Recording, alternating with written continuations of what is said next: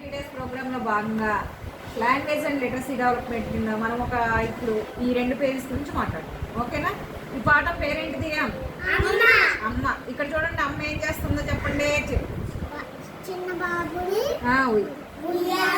ఉయ్యాల్లో పడుకోబెట్టి ఎందుకు పడుకోబెట్టింది? నిద్ర పుస్తుంది.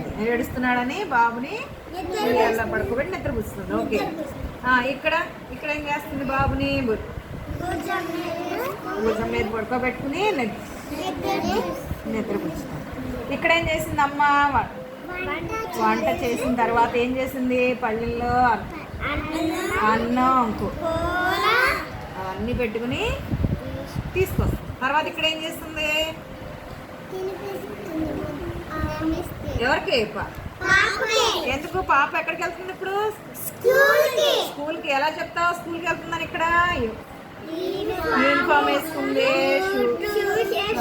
షూస్, సాక్స్, ఇంకా జల్లు వేసుకుని చక్కగా రెడీ అయ్యి ఉంది కదా. అందుకని పాపకి ఏం చేస్తుంది అమ్మ? మరి మీరు కూడా స్కూల్కి వచ్చేప్పుడు మేము మీకు అన్నం తినిపిస్తుందా లేదా?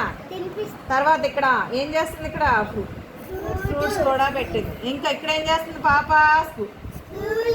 స్కూల్కి వెళ్తుంది. ఇంకేం వేసుకెళ్తుంది స్కూల్కి?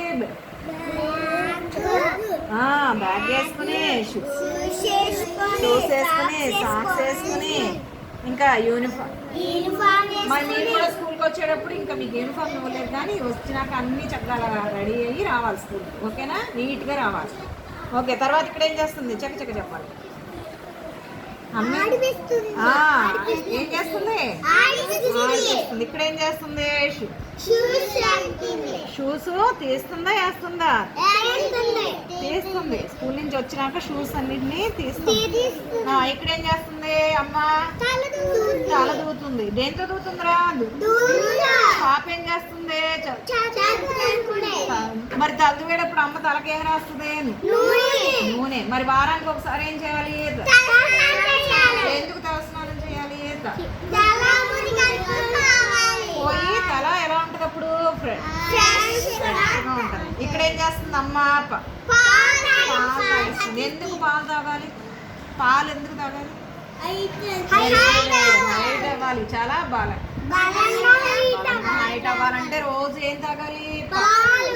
తాగాలమ్మో, మీకు చాలా విషయాలు తెలుసురా. గుడ్. నెక్స్ట్ ఇక్కడ బాబుకి అమ్మ ఏం చేస్తుంది? రెడీ చేస్తుంది. బాబు చేతులు ఏంటి ఉందిరా? అదేంటిది? చేతికర్ర. ఎందుకు పెట్టుకుని ఉంటాడు? అది